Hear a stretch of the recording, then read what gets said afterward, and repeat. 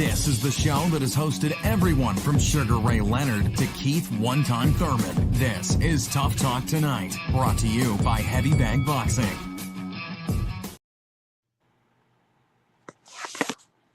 Welcome to another episode of Tough Talk Tuesday. As always, I'm your host, Luke Spiggers. Alongside me, got Robert and James. What's going on, guys?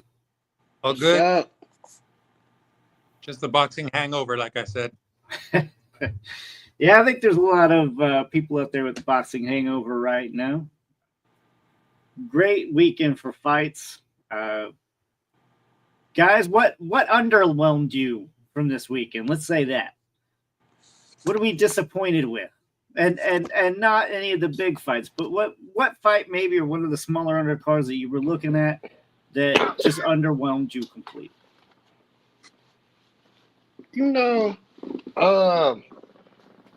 The only thing disappointing to me on the whole card was Joseph Parker.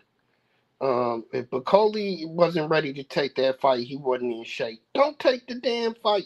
There's other contenders out there that wanted that shot and obviously should have got that shot at that fight. Because Bakole didn't. Come on, man. That was a joke. Like, what are we doing? That was a joke. That was very disappointing.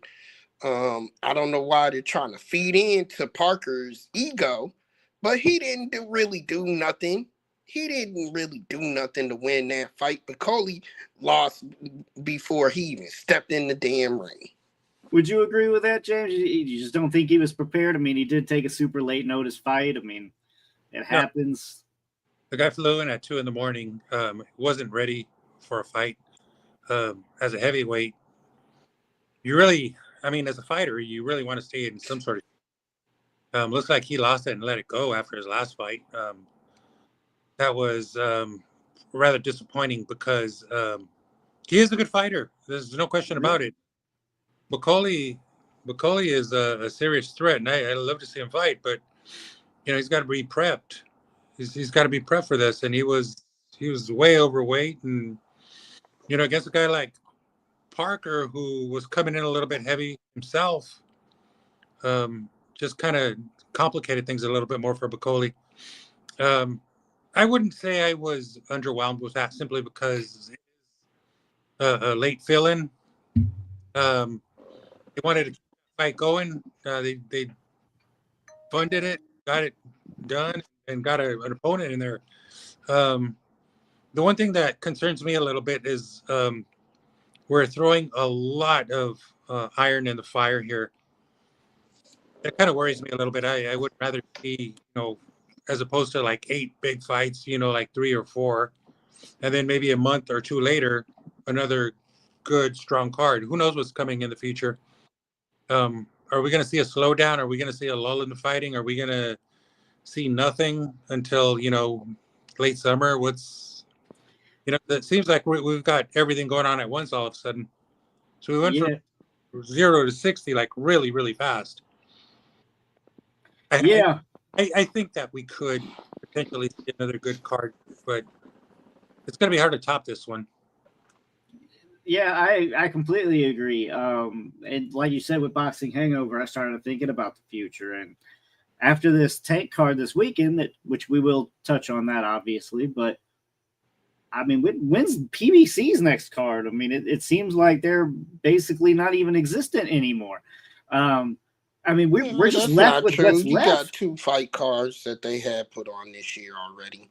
You can't forget about the Benavidez fight. That was earlier in the year. And then Tank. But there was PBC fighters in this. Adames is a PBC fighter. Yeah, but they're just not putting on their own shows. There's all going to be now underneath that same blanket of Turkey. I thought Al Heyman was at least going to put up a fight with it. No. Well, Al was sick.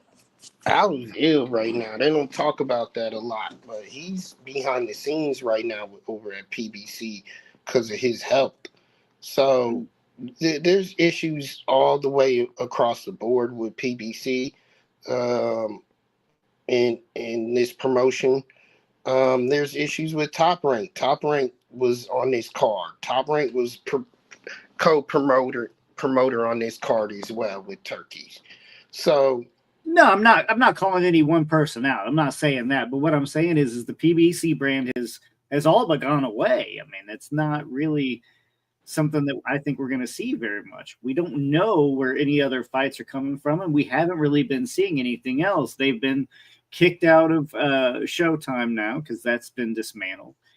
They've gone into Prime, and I mean, there's been 2 fights since Prime. It's something that is not a consistent basis like they were putting out. They were putting out consistent shows for the longest, and you've seen it dwindle now to what it has become. I mean, it is almost dead, and that is not saying anything bad upon them. It's the same way. You see now, Top Rank has lost their deal with ESPN, so we no longer have ESPN boxing. Does it start to feel now to you guys that boxing is dying or has died and kind of on the verge of a come up, or because that's you can't what kill it feels like? yeah, I'm with James. You can't kill it. You can't kill boxing, but it's on a different trajectory now. It's not mainstream, period. That's the issue. It's not mainstream anymore. So you're saying it's gone full niche sport? Oh yeah, I think so. And Yeah, it's always been a little bit different. Oh yeah. No, get out.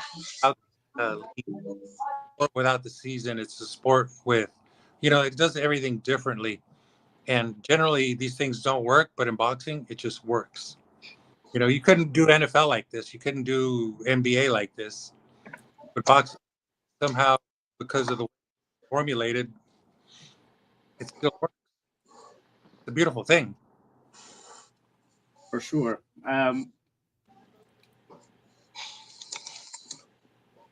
Javi, we were talking a little bit about how boxing has been lately, where Showtime's no longer existent. We got ESPN now is going to really no longer be covering boxing because of the Top Ranks deal. Is it starting to feel like the sport is either dying, dead, or just in some kind of funk here? I believe the sport has been in a funk for a long time already, and that conversation has been around for some long time already about it's dead, it's not gonna happen, or something's gonna happen. But it comes down to the fans, the promoters, and the networks, right? But especially, I would say the promoters and the networks. People already got fed up being pushed fights down their throats, overpaying, and not getting their money worth.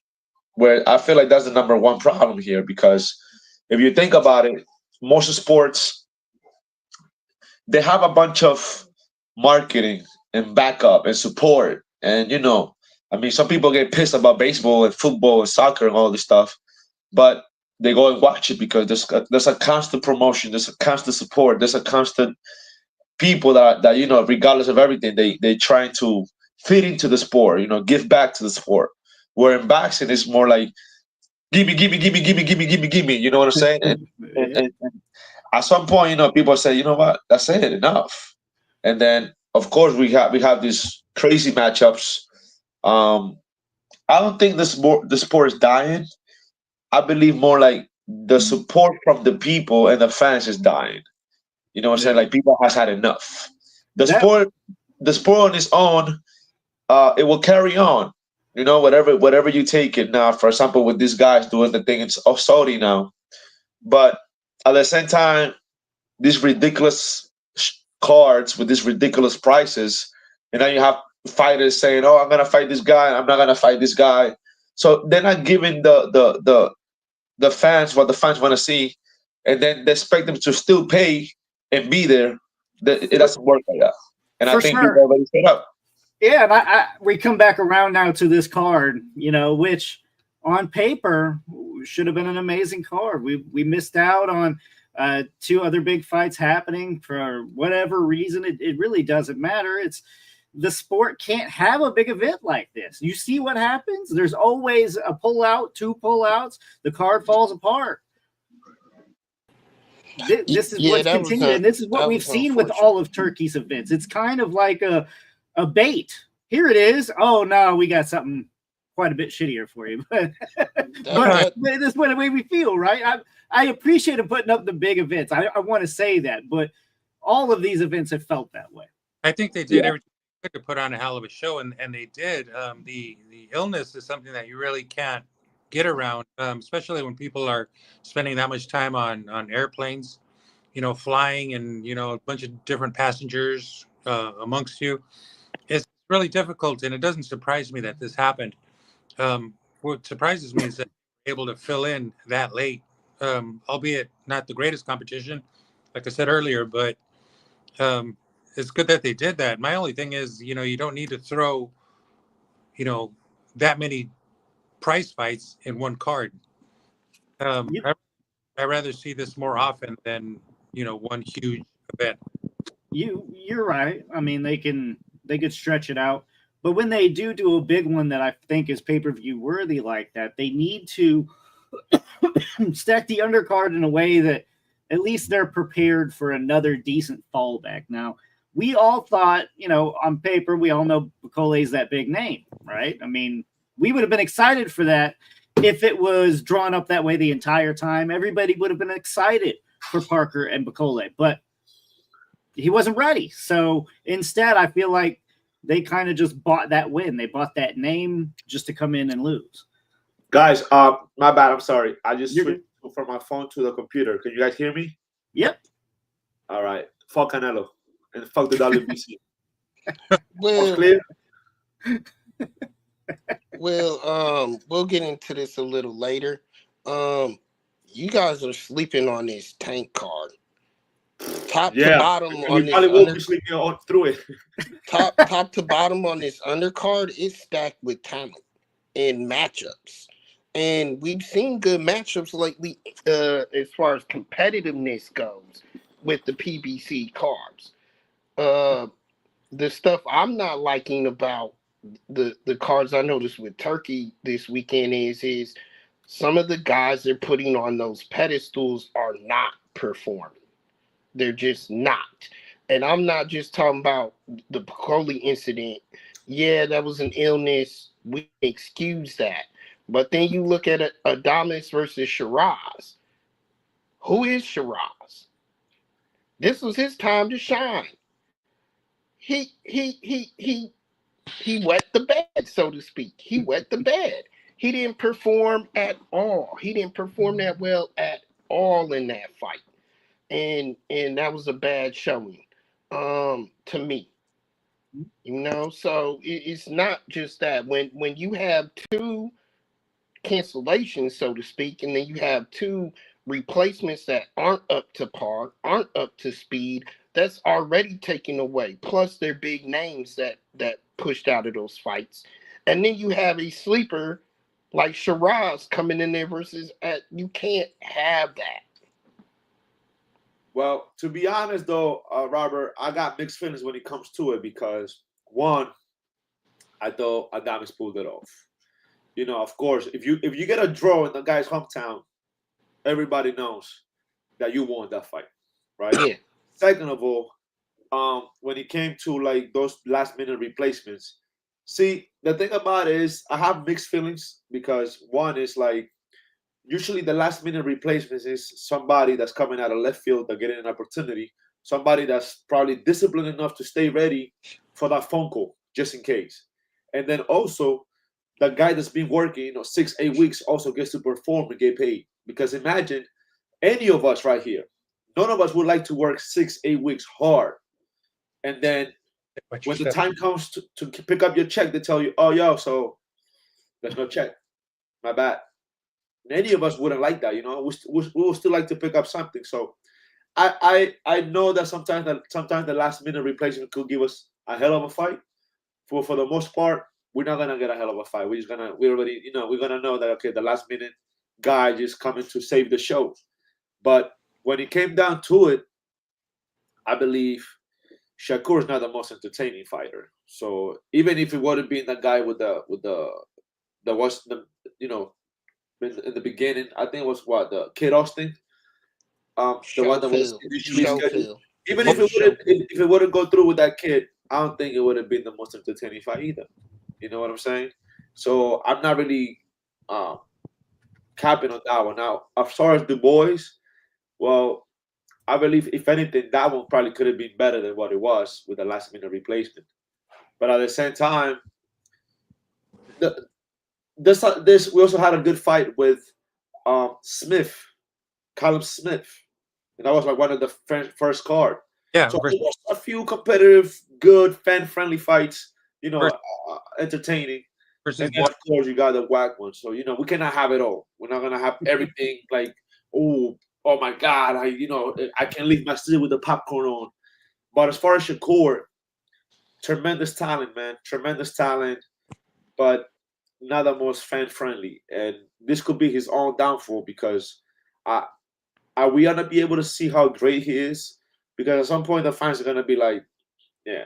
On top of the fact that he's not the most marketing guy, his style is not the most fan-friendly. The way he goes about things doesn't really attract fans.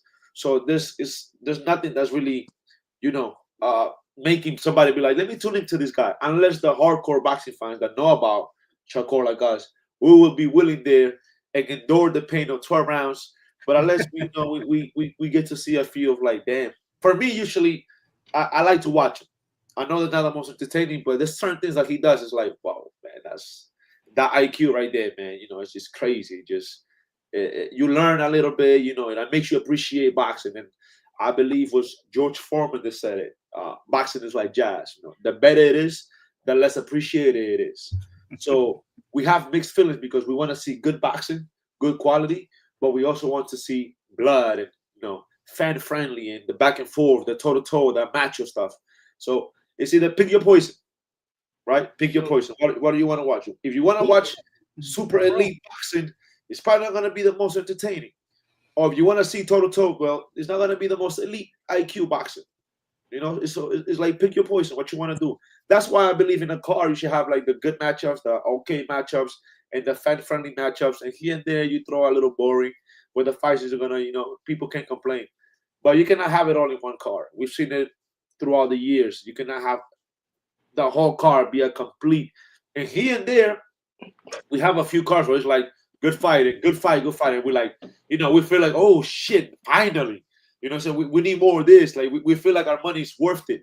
But that's like I don't know, once in the blue moon type. Well, I'm gonna get to the Shakur thing because I have quarrels with what the panel is gonna say about Shakur Stevenson. But before we go there, I just want to add really quick to the point with the Parker Du Bois situation is you had another fighter from Dubai in Bakole, who's actually a prospect with only one loss that was only an hour away, that should have got the fight, that was accepted the fight, and then last minute Parker says, I don't want to fight him because he doesn't have the name yet.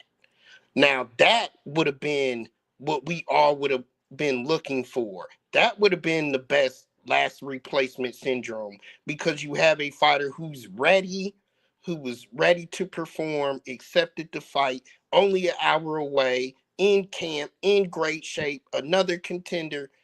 He could have played spoiler, and that's what you want to see. But Parker didn't take that. He wanted the name. Now, can you blame him? When it comes to Shakur, right? Shakur, no, I don't think he's boring. I think everybody's giving him a load of crap, and it's okay because they did the same to Floyd. All those years, y'all, all did it to Floyd. He's boring. He don't have no knockouts. He can't knock anybody out. His fights are boring. I don't want to see him fight. Who cashed out in that situation? Floyd. Okay, what are we supporting? Are we supporting fighters putting good fights or fighters picking up a big check? Pretty Boy Floyd was different too. Pretty Boy Floyd was different. That's what I'm saying. Before Shakur has the chance to be different. No, see, so Shakur is already money. That's the problem. He's already the money Mayweather. He did not have the Pretty Boy era. You got to have the Pretty Boy era. Nobody's got no respect for you, man. Like, He's a great fighter, and I agree with both y'all. I think he is that good that he makes it boring. It reminds me of Rigondeaux. But you gotta do something, man. Watch some WWE. Learn the mic game. Sell yourself, like Javi was saying, dude. He has no marketability. You can't sell a turd on a shelf. You gotta have something. Yeah, but Lucas, Rigondeaux was boring, but he had a few knockouts. No, he's got it. He's power. I mean, he needs competition. He needs solid. He was even more TV friendly than Shakur. When he fought Oscar Valdez, that was a damn good fight. We're talking Stevenson here. When he fought Valdez, that was fire. Why? Because Valdez kept coming, and this guy was showing us some insane boxing skills. But that was Valdez making the fight entertaining. That wasn't really Shakur. That was Valdez. And sometimes you need that dancing partner that's gonna kind of like make it entertaining. But at the same time, Shakur is too defensively minded. And don't get me wrong, I appreciate that. Because it is boxing. You're not supposed to be getting hit. The game is about getting hit. But then you can, even when you can make it like hit and don't get hit, you can still make it entertaining. And I believe that if he fights Tank, he will do the same thing to Tank. He will outbox him. Anybody that he fights, he's gonna outbox him. I don't think the kid is really blessed with power like that. But at the same time, it's like there's gotta be something to your game that it makes the fans make you want to watch you again. It's gonna make the fight be like, whoa, this guy got skills, and then people will tune up to see, okay, who this guy is, and you start building your I guess your fan base. But honestly, the kid, like Lucas said, everybody want to be Money Mayweather without being Pretty Boy Floyd, and sometimes people already had like people are enough with that. I personally appreciate the boxing. I will watch them. Sometimes I have to watch like 6 rounds, switch it up, then finish the next 6 rounds because I don't know, 12 rounds. As much as I love boxing and appreciate it, sometimes it could be like a yawn fest. Even for me, I love the game. So I can only imagine the casual fan that is waiting to see somebody's teeth blown out or blood and somebody drop and get hurt, and all he sees is somebody just doing circles and that. Which is not bad, like I said. He gets the job done. But this is also show business. And this is part of the reason why we find or we think that boxing is dying, because we have performances like that. And let's say a casual fan tunes in for the first time. And the first thing to his luck is a Shakur fight. You think he's gonna tune in again? Most he's definitely gonna watch WWE or watch a Jake Paul fight. Shit. We appreciate as much shit that we want to talk about the kid, not only he sells the fights, he makes it entertaining, and he makes this kid be like, okay, I will watch him again. I mean, I can agree with you if it wasn't a last minute replacement. He had the champion in the ring with him, and it was a boring fight when everybody predicted it to be an actual competitive fight. I'll give that to you. But I'm not going to chastise Shakur the way they are right now with him, because he did what he was supposed to do. He didn't get the competitive opponent, and it wasn't his fault. He did what he was supposed to do. With somebody that does not box full time, like I think people were just appreciating or expecting, that he would take care of business in an orderly fashion, make it somewhat entertaining, get him out of there somewhat early, and to hang around with somebody that's not even able to do this full time. I mean, look, I appreciate his boxing too, but there's points where you gotta step on that gas, just like you were talking about last week with Bivol, and we're about to get to that. You say you want more out of him, but if you want more out of him, that means you're taking away from his discipline. You're telling him to do something he's not supposed to be doing. And it's this thing that you're either willing to go against what you're supposed to be doing to pick up the marketability, or you're going to pick up the win and say, fuck that, this is boxing. I want to win. I want to perfect this craft. There's a problem in which you comparing Bivol to Shakur, and the problem is being that Bivol is fighting the very elite status, the very elite level that he could face. That's fair. That's fair. Shakur is not. When we watched the Shakur fight, people in the room were saying different levels. Absolutely, you could tell that. When you're watching Bivol fight, Better Bev, they're both on the same level. Well, I'm thinking that the next fight for Stevenson might be, hopefully, is Tank. Hopefully, or one of the top 135ers. And I guarantee you guys are going to watch. For sure. Look, just like we were talking about with Valdez, right? He made it entertaining. Well, we know the Tank pressure is going to be complementary to Shakur's style. This is not something that we can say is going to bore us. I mean, Tank's in no boring fight. The Tank fight should absolutely happen next to skyrocket Shakur's level. That would skyrocket his level. Why? Because Tank's got enough power to knock him out in any second in any round. And that's what you want to see against a defensive fighter. Can he weather that storm? Can he keep Tank off of him? That would be a phenomenal matchup. But if it doesn't happen, the best matchup is Keyshawn Davis, Shakur Stevenson. Because now you have a hungry bull that we don't know what his ceiling is versus another guy they've been throwing at contender status forever now, and we still don't know what his ceiling is. Well, that's a great fight. There's the thing there in that Keyshawn is probably going to be moving up because of his size. So that window for Shakur versus Keyshawn, very, very lean in a sense. It's very quick. So hopefully they do that instead of Tank, or maybe later on in the year. But hopefully that happens soon. I doubt it. They're on the same team. Yeah. They are under the same trainer. Right. I believe even as much as Top Rank would like to have them meet each other, they'll probably wouldn't do it. They should. They really should, because They should. I don't think they are. They're top 135ers, but there's also Tank out there, and Tank is prime for it. I mean, he's like the top dog in the Shakur sweepstakes. Yeah. There's no reason why they shouldn't make that fight. True. I agree. And I know you're all going to tune in, without a doubt. I admit it. If it happens, we will watch it for sure. I personally don't think it's going to happen, but if it happens, I will watch it. When my man Lucas sent me that link. All right, guys, let's switch to Vergil Ortiz edging out Israil Madrimov.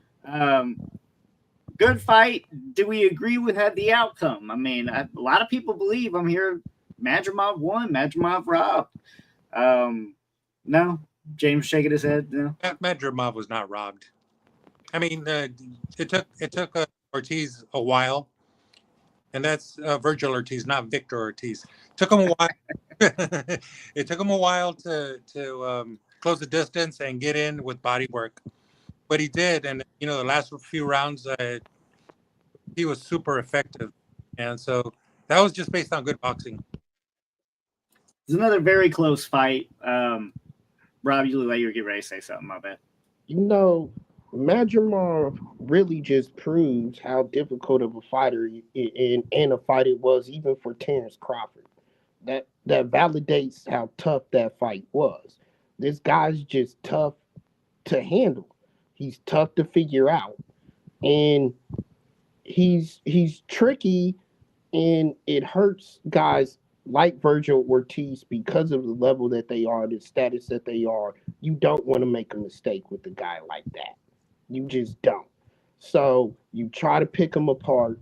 You try to go about it the right way and not be careless, and you give away points.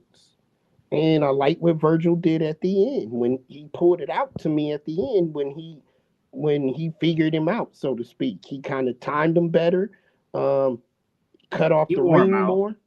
Cut off the ring more, and he did wear him out eventually. Exactly.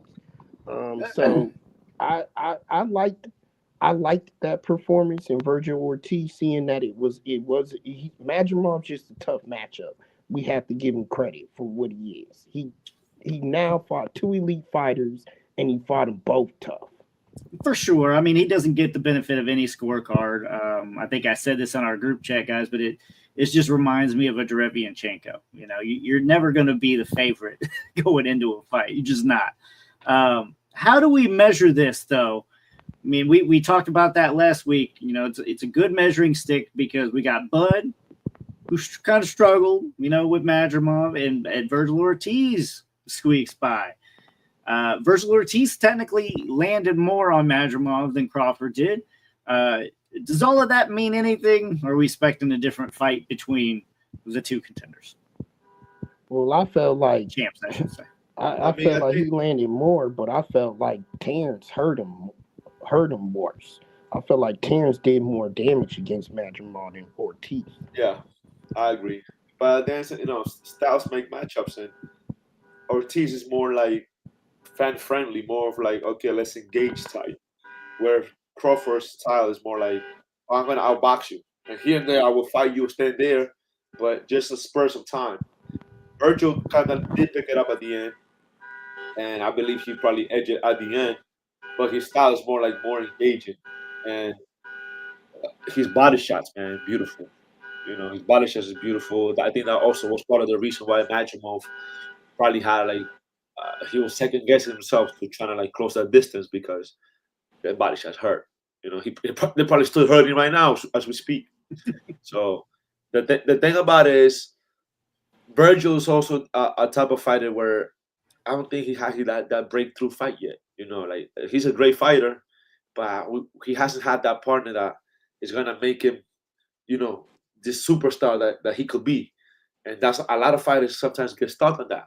Either they don't get the right partner so they can, you know, showcase their skills and how great they are.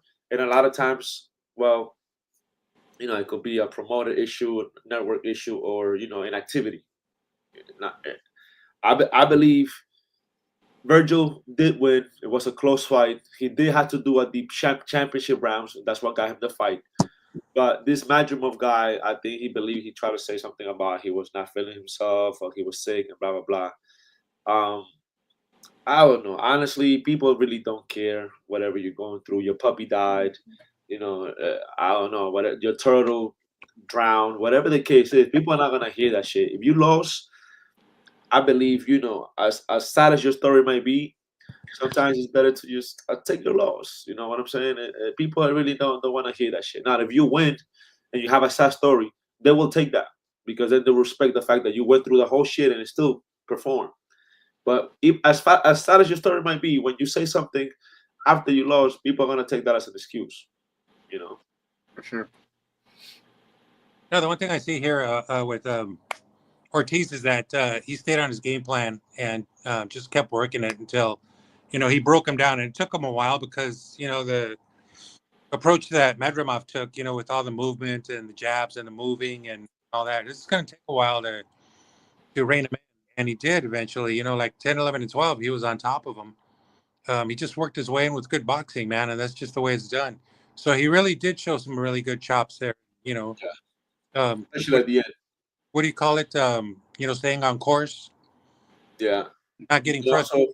A lot of boxers will get frustrated and give up and, you know, kind of change game plans without really need to. But that too, that's also part of boxing IQ, though, James. The fact that you know you're going for the 12 rounds and you kind of reserve your energy and just give it all at the end. You know, because sometimes some judges, fans, network, they will see you get beat up for the first 6 rounds. But if you do look good on the last 6 rounds, they'll think you win. Yeah, no, but the thing with Vergil Ortiz is that he had the best corner and they kept him on course. Oh, for sure. That's how they won this fight. Yeah. Really good fight, though. Highly competitive. Props to both guys there. Let's head into it, guys. Bivol victorious. Rubber match. Anyone? I'm hearing a lot of people not necessarily want it. I mean, they're just saying, let's move on. Guys, for me, I already thought Bivol won the first fight, so I'm good with it from here. But if you're not, I can understand wanting the rematch. If you really feel Beterbiev won, then you would want a rematch because you got to know, right, which is the better guy. It's only settled in this trilogy. Do you guys want it? I do. James does. Javi, I didn't get that. I'd love to see it. I'm not really. I'll be okay if it doesn't happen, but if it does happen, I will watch it. All right, Rob. You know what? Yes, I want to see it, but this whole thing reminds me of Pacquiao Marquez. It might not be a trilogy. It might be 4 or 5 fights before we actually see who's the better fighter. And here's why. The first bout, I did give it to Beterbiev. I thought he was more aggressive, and that's why he won the fight. We all sat here and said last week what we wanted to see Bivol do, what he needed to do to adjust and win, and he did that. So now the third time around, you're going to sit here and say, Beterbiev, it's your turn. Now you got to step it up a little bit more and show us what more you can bring, and Bivol's got to offset that, and it can go on and on and on until they actually finally decide to fight. I'm sick of saying this about these two, but you gotta just not fight to not lose. Somebody has to want to win the damn fight. Somebody has to want to win it, and the only how you're gonna do that is take a risk. That's it. That's only how you're gonna do it. Look, then you have one person to blame. You don't have two. We go into this fight knowing Bivol is a well-disciplined guy, and we know Beterbiev brings the pressure, brings the power. That's what we know out of these two. So you have one person to blatantly blame. It's Beterbiev. Beterbiev's the one that is going to be taking any risk. We already know that. No, Bivol wants to say, I'm the best fighter in the world. You should took a risk in the first damn fight. But he don't have to. That's what I'm saying. In the first fight, I see this fight almost a repeat of the first fight. Except the first fight, Bivol hurt him multiple times. He didn't really hurt him in this fight. Bivol was a lot more aggressive in this fight. If you go back to it, I saw it twice. More aggressive, but doesn't equal hurt from a punch. So I mean, it's different. I see this one about the same. I mean, I saw it close, I did, but I had it Bivol just as much as I do now. I think I had it 116, 112 for 1 and for 2. No, I had Beterbiev winning the first one. And again, with both of these guys, it's always going to be a question because we don't know who the better fighter is. I can see the trilogy right now, and now you have Arthur coming out being more aggressive and showing us more things, maybe even possibly hurting Bivol in one of the rounds, and taking the third fight. But guess what? It's still going to be close enough to where we don't have the definitive answer. Then let me present. Go ahead, James. I was gonna say these guys are just too damn evenly matched. I mean, they're both equally good. It's kind of hard to see that, but they are. No, these guys could fight 100 times, and it's going to be 50-50. Every time. As far as trilogy goes, if it doesn't go to a trilogy, what I'd love to see is Benavidez step in at some point. That's actually exactly what I was going to say. Which one would you rather see? Would you rather see Benavidez? Well, no, wait. Would you rather see Benavidez Bivol? Benavidez Beterbiev? Bivol. Either one. And then the idea is that if he wins, then he should fight Beterbiev. If he loses, then we should have the trilogy. I think he should fight Beterbiev, and then the winner fights Bivol. I mean, he is the undisputed champion right now, right? Yeah, I'd like to see either one. Yeah, I wish we could throw Dave Morale in there at some rate. That's it too. I mean, either one, Lucas. The Super 6 right now would kill. Where's the Super 6 people? We need to get that shit going. Either one, because here's the point. Benavidez is gonna take risks. He's gonna do what he feels he needs to do and confidently to win the fight. I hear what you're putting down. You are seeing Benavidez, and you're basically saying it was already a close fight with Beterbiev and Bivol, and what Beterbiev did not do, you believe Benavidez will do. Will do. Exactly. He's going to fill the holes to be able to beat Bivol.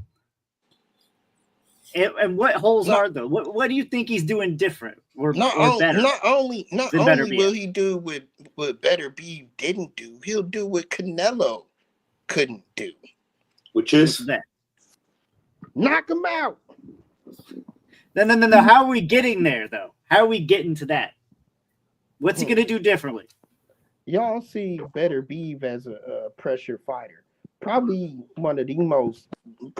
the best pressure fighter we've seen. But I think it's David Benavidez. I think the pressure that he applies to you, he keeps coming forward, not scared of nothing. That heart, that determination, that willpower. Listen, I'll agree. I'll agree with you about the pressure. I think it's funny how he does it. It's slow at first, right? And you don't feel his pressure, but before you know it, like he just keeps gaining on you. He keeps gaining. He keeps closing that distance. You know, and he's smart with it at first, just to test out, does this guy got some pop? You know, but after that, he starts just slowly walking you down, and he's very good at it. Question is Bivol going to let him do that to him, though?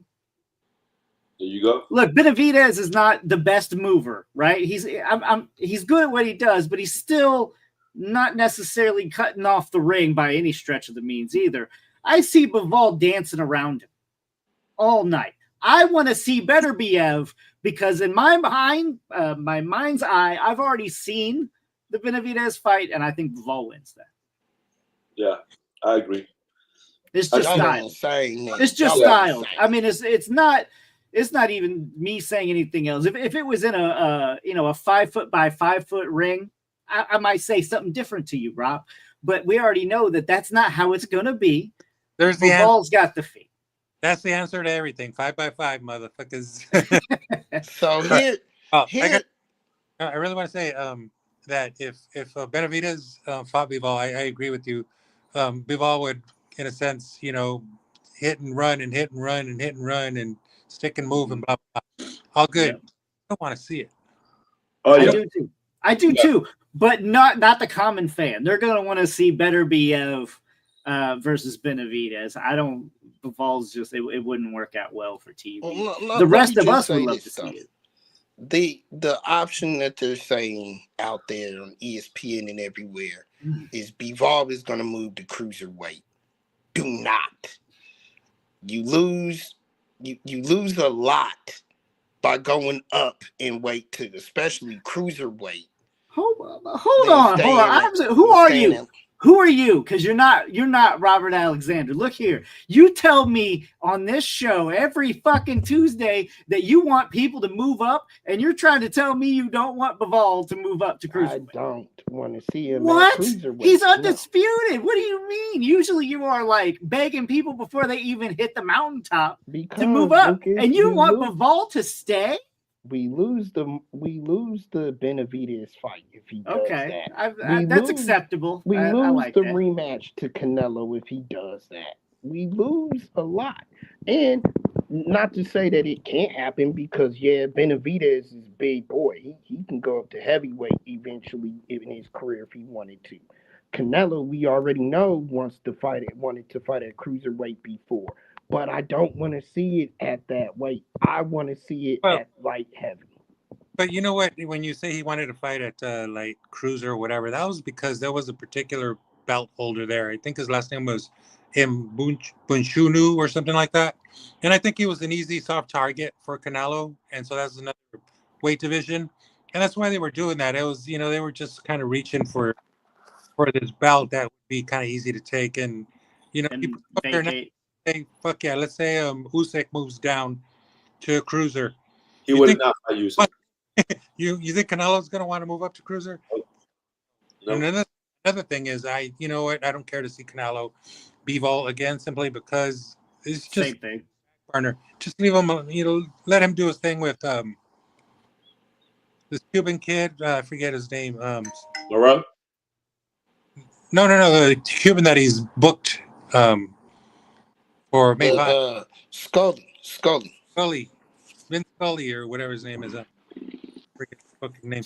But the idea is that if you let him do that, and then whoever wants to fight Canelo in September, so be it. But I'm not really concerned with Canelo at this point. I don't want to see a Canelo Bivol again. No, I think what we've seen we're going to continue to see. No, I think so too, because Bivol even offered to come down to 168, and he said no. So Canelo don't want that smoke. Canelo knows what it is. Bad style matchup for him, and I don't blame him, because I think most guys with that kind of a style are going to be problems for him. But go ahead, James. No, I agree with you that he did offer to come down to 168 for all the marbles. Of course, that was like a big no, because it's just too risky. Yeah, he didn't want to lose him. And that's why I'm saying, just leave Canelo on the back burner and let him play in his own sandbox. Yeah, he has been playing his own sandbox anyway. But Bivol, does this solidify pound for pound for anybody else? As far as I'm concerned, he's up there. I mean, you got to put him in the top contender, 1 and 2. No, not yet. Not yet, huh? I got to see the trilogy. Got to see the third fight. I would say he's a top 3. Okay. I'll put him like a top 10 pound for pound. Okay. All right.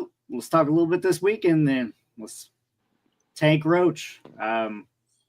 Look, guys, I know I've said it before, but this fight just he should be fighting bigger than this, right? Where is Tank's big fights? Are we ever going to see this? Like we heard him blame Floyd and his promoters before. What now? Is it still Floyd? Who's he blaming? Because nothing against Lamont Roach, but he should be past this. We've never really gotten to a big fight. We don't still know really what Tank's capable of. Well, not until he fights Shakur. I don't think it's going to happen. I'm looking at Lamont Roach's resume, and there's a few good names on it, but nothing like Tank. I mean, not at all. So I'm wondering what the odds are. Normally, you put those up. Yeah. It's probably a landslide for Davis. Yeah, this is a stay busy fight, to be honest with you. That's really what it is. Because of his rumblings and everything that he's saying that he's saying that he's in for a big year this year. Talking 3-4 fights is what he's saying. So if that's the case and that's the route he's gonna go, then this one right here is just a filler. It's the first fight of the year. Let's get back in the ring, show everybody what we do, get everybody excited again, and get them prepared and prepped up for a big year for Tank. Yeah, but that's all we keep hearing. Oh, this is a step up. We're going to prepare for it. It never happens, Rob. It never happens. Are we going to see something? Are we going to see something? Well, I'll tell you right here. The kid wants to retire in about 2 years. He said that, and I believe that to be true. He hasn't even accomplished anything yet. If he retires with this resume right now, you're absolutely right. He's not Hall of Fame worthy. His legacy is tainted if he retires with this resume right now.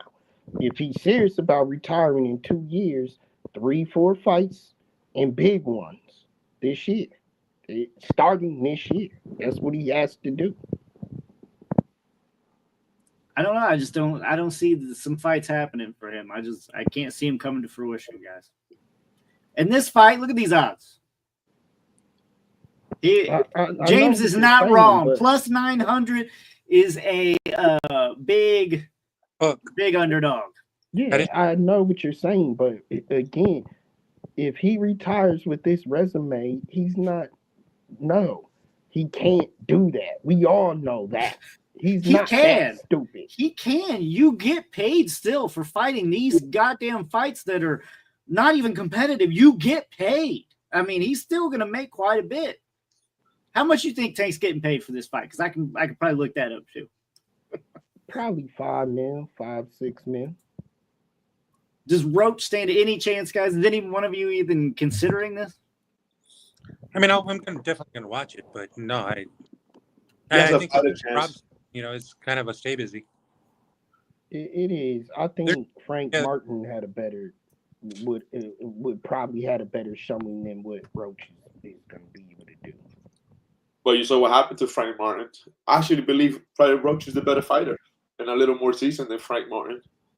But there's levels to this shit, and Tank is not doing himself any favor by not stepping to a whole nother level or fighting people on his level.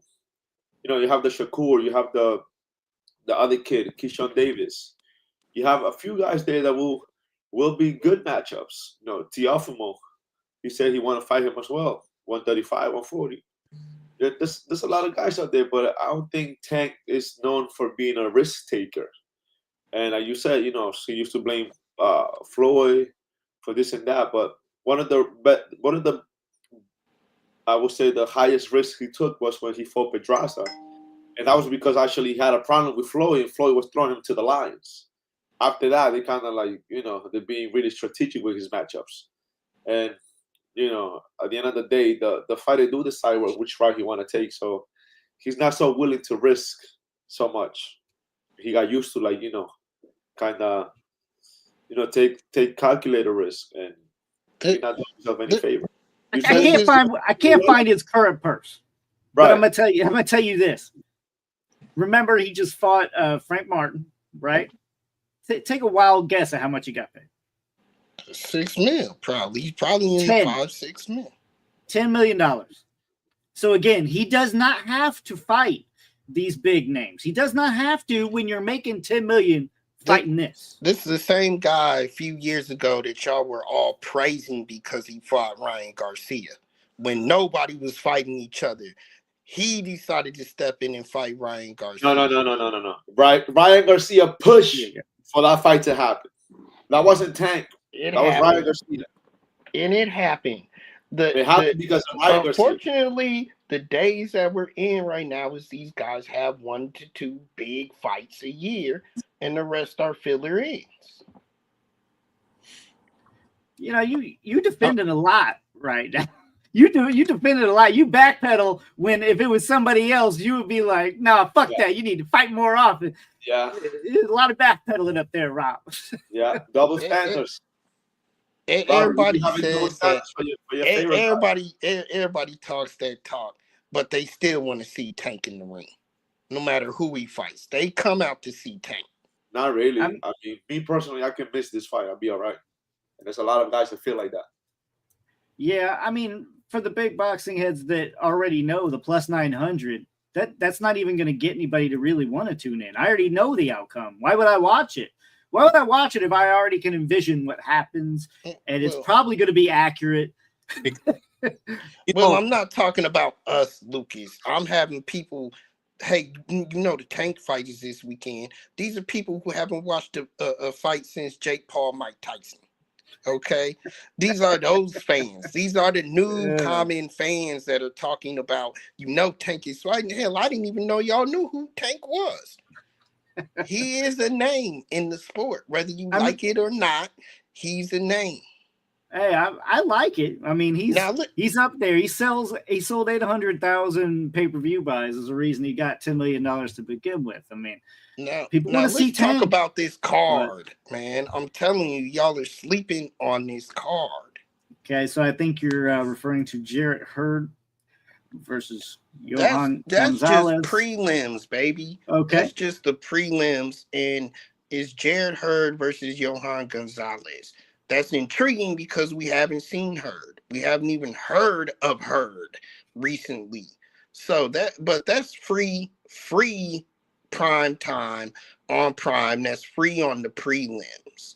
This undercard, though, you have Jonas Telias, which is a good up-and-coming star, taking on Julian J. Rock Williams. Julian Williams brings it. He's not the best. He's not the best fighter out there, anything, but he brings it, though. When you said that, sorry. And Telias is a star in the making, so I'm really intrigued about how that fight's going to go, because I think J-Rock's going to test him, and I want to see this kid test it.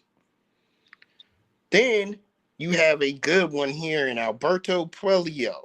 You remember Alberto Puello? We seen him on a PBC card last year.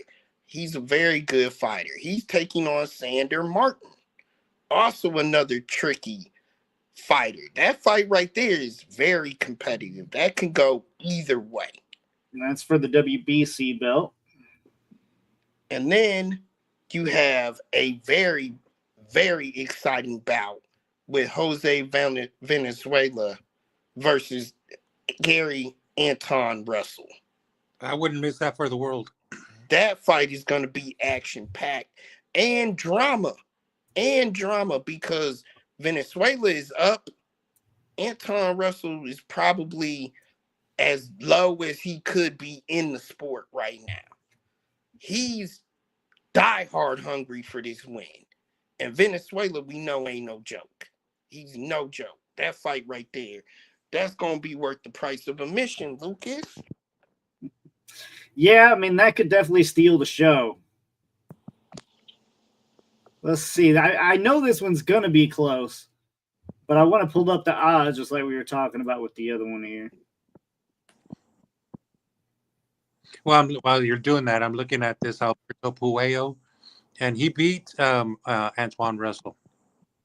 Right, that's what I'm saying. He on the last card, he crazy. upset it, Russell. So, I mean, we're looking at some really, really good brawls here in this card. I mean, I'm just looking at those 4 fights. They look good. Russell's actually coming in at an underdog, but it is so close. It's basically 50-50 fight. It's plus 100. So only 100. I mean, that is dead close. But yeah, Venezuela is the slight favorite going in. And let me, to James's credit, pointing out that Alberto Puello beat Russell in his last fight. That style, his style versus Venezuela's style, night and day. So you're gonna actually see a fight, like a real rugged fight in a closer bout between Russell and Venezuela. That style makes for a better fight for Russell than Puello, because Alberto Puello, he's tricky. He's hard to figure out. He's tricky, and he's a damn good fighter, and people don't give credit, and he got overlooked. But Venezuela and Russell, that matchup stylistically is fan favorite. For sure. I mean, I think that definitely is a potential stealer if Tank ends up getting him out of there too quick, or that doesn't make for a very entertaining fight. I think this one for sure could steal the show. This looks good. Do you have rapid fire for us today, Rob? About out of stuff? No, not today. Not today, because I am tired. What I did want to talk about, though, hold on, what did I want to talk about? Guys, in a very, very entertaining roundabout way today, we saw Conor Benn get slapped in the face with an egg by Chris Eubanks Jr. Round rapid fire, was that real or fake? I think all this press conference stuff is usually like set up, but I like this one. You know how I make fun of the steak and eggs with Canelo and him. So I love the fact that he got slapped with an egg.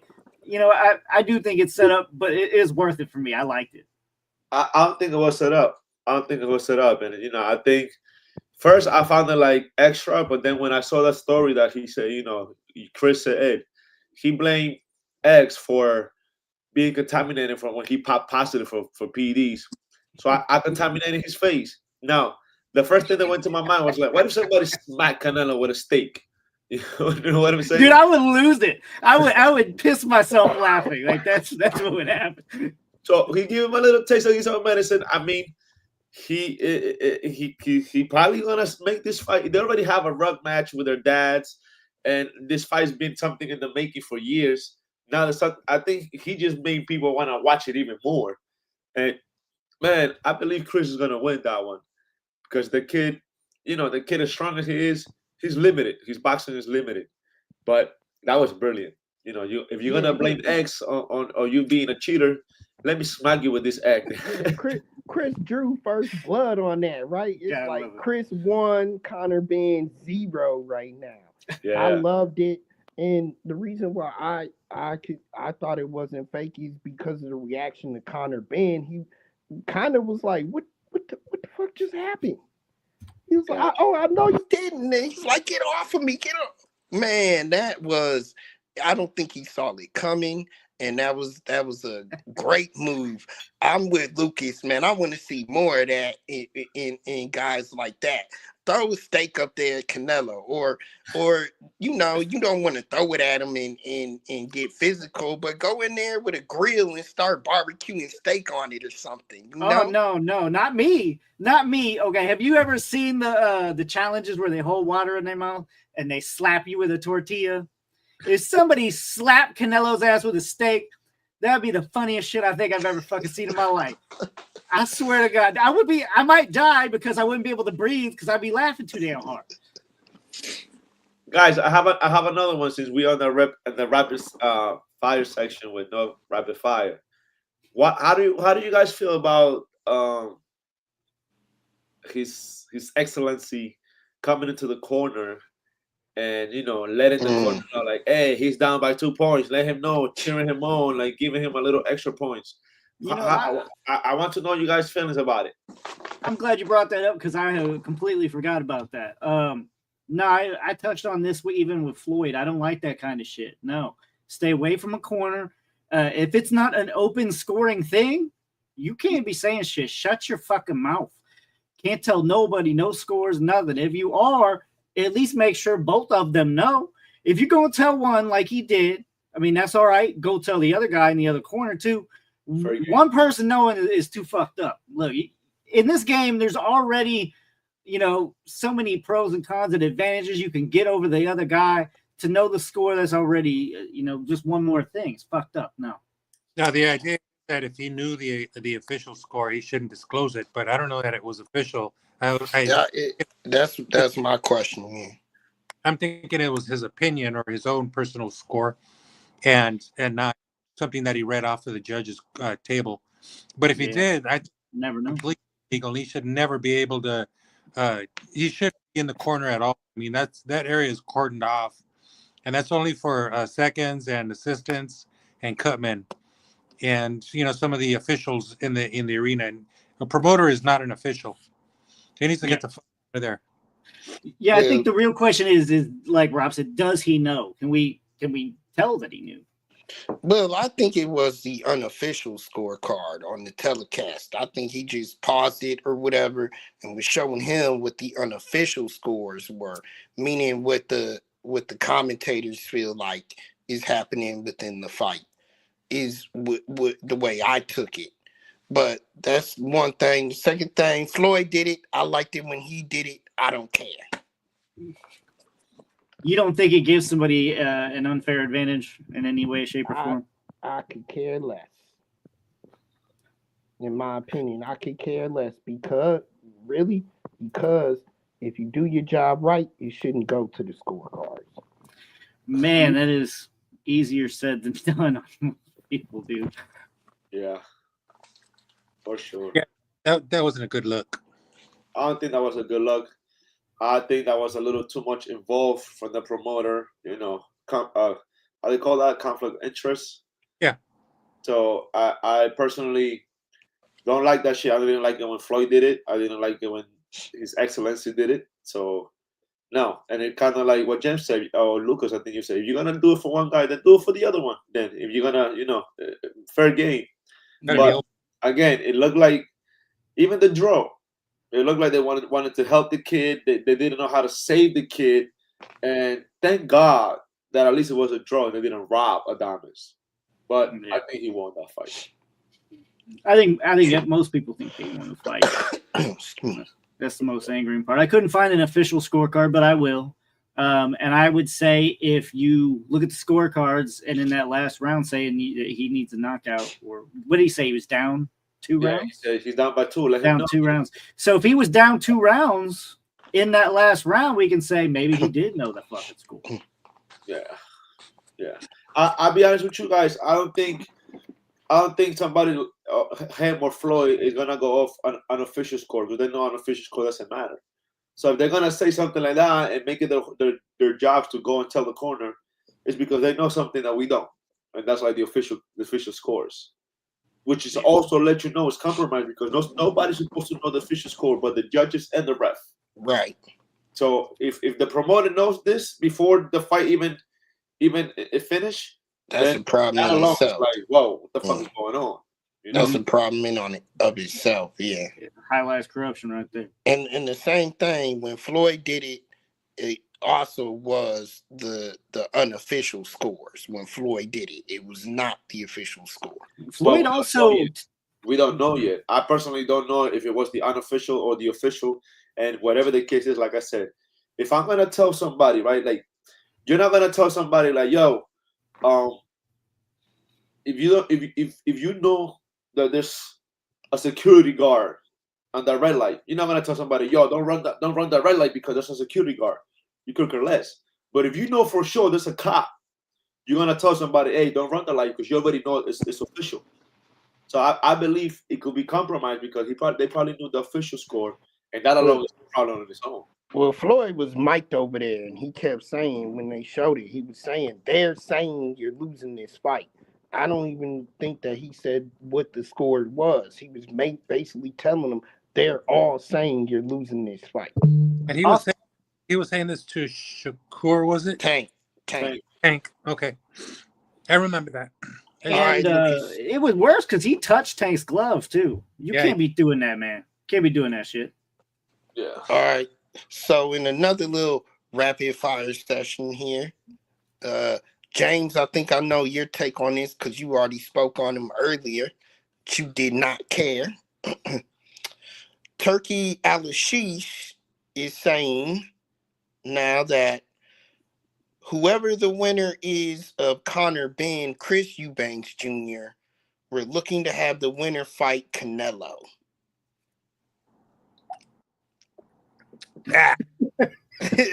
Oh my god! Look, are you setting me up? Better and better, don't it? Are you setting me up? Is this fucking real? Like, is this really something going around? I was hoping ESPN official. With all the action that we just had this weekend, I was hoping we could do a show having to hear that name. But and then on top of that, I heard Ryan Garcia's name. Now I'm really pissed. So no, that man, you know what? Fuck it, sign the fight and let's see it. There's really not a lot at 168 for Canelo. He's got to move up to 175 or I don't know. But the one thing that really bothers me is that he's holding 4 belts at 168 when he's not defending those titles. Then just let him go and let other people fight for a championship so that their lives could change as well. Because being a boxer is not easy. Exactly. You go and let these things play out. It would affect a lot of people in a very positive way. Yeah. And he 175 and campaign there and make it or not make it, but at least other people get a shot. Listen, we got a perfect opportunity here for Canelo, and I'm a little disappointed if you don't take it. Look, you already did undisputed versus undisputed against Charlo. Now you have a rematch that you could win and be undisputed in 2 weight divisions at the same time. And you're going to back out of that fight. Look, Canelo, if you don't take this fight, we already know what it is. You're scared. Take the fight. I mean, there's no other choice, right? You've already fought the guy. You already said you want to rematch the guy. He is now undisputed. And you say you want that. I mean, hey, that's never been done. Undisputed in 2 different weight divisions. Right. So real quick then to time. spin off this rapid fire. So the question is going to be, who do you want to see Canelo fight? And Lucas, I'm taking you're saying Bivol. I mean that's an achievement for whoever does it, whether it be Bivol or Canelo. Whoever comes out on top is basically going to be the man right now in boxing. I mean, he may not be the face of boxing because Canelo has all the fan base, but that would at least say, like, you're my bitch. You know what I mean? That's basically what this is. I'm better than you in every aspect of the word. But the only that question is easy. It's Benavidez at 68. That's it. He's been waiting almost 3 years. Everybody wants to see that too. I mean, I'm happy either way with those. And let me throw Benavidez at 68. Yes, and let me throw another caveat for you on that, James. The amount of shit talking that would be done in those press conferences and everything leading up to that fight. Now, if there's anybody that'll slap Canelo with a stake in the face, I believe it'd be David Benavidez. No, I don't think Benavidez will do that. But that's one time I would like to see the fight after he fights the GOAT. So I wouldn't mind seeing Canelo fighting the GOAT. So I'm not going to ask him to go. That's a trap. Guys, question on the Javi Rabbit Fuego. What about Ryan Garcia versus Rolly Romero in MSG for free? How you guys feel about that? I'd show up. The best takeaway on that one is you don't know who's gonna show up on Ryan Garcia's head. Look, you don't know which Ryan Garcia is gonna show up. It's like first come, first serve. That would be entertaining. Just Ryan Garcia right now is entertaining in the ring, period. You don't know what's going to happen. I mean, I fully expect Ryan to come out on top in that, but it's two good names. I think it would be entertaining for however long it lasts. So you're talking probably not long. Rolly Romero versus Garcia. Can you imagine the build-up to that fight? Yeah. Oh, man. Good. So much shit talk, just like they were saying. That's going to be epic. Now, another one. How do you guys feel about they trying to have Teofimo Lopez fighting in what it was Alcatraz? I didn't even know about that. That's pretty cool. Yeah. I like it. That's cool. He likes to do. Yeah, he likes to do like. Remember, he fought all them fights on Heisman Day and Heisman Night and whatever, and MSG and everything. It's all right. It's fine, but I just want to see him fight somebody. Now, period. A name, period. He's been holding his career hostage. I mean, it's not something bad to do, though. Like, you know, don't have it at the same old boring place. If you are gonna have, you know, like just a stay busy fight or something, at least have it in an entertaining place. Alcatraz, go somewhere. You know what I mean? Too much, you know, stagnant Vegas fights sometimes, or even Saudi fights are getting kind of stagnant. You know, like let's go Thrill in Manila again, or you know, let's change up the venue a little bit. That almost happened. Bash on the beach. I don't know. Set it up on the beach itself. That's an interesting concept. They tried to throw Lucas like an anniversary bout for Thriller in Manila. And they're suing Don King's ass because he sabotaged it apparently. He had the rights probably to the name of all that. Yeah, I can see that. He was supposed to help promote it or whatever, and they were shelling out big money for it, like big money to set an anniversary on it. And at the last minute, he said, "I don't know nothing about that. I ain't promote that shit." And the whole thing went to hell in a handbasket, and they had to cancel the whole event. Damn, Don King's a savage. All right, guys. What about the GWOAT? I came out positive some. Look, Mary Jane.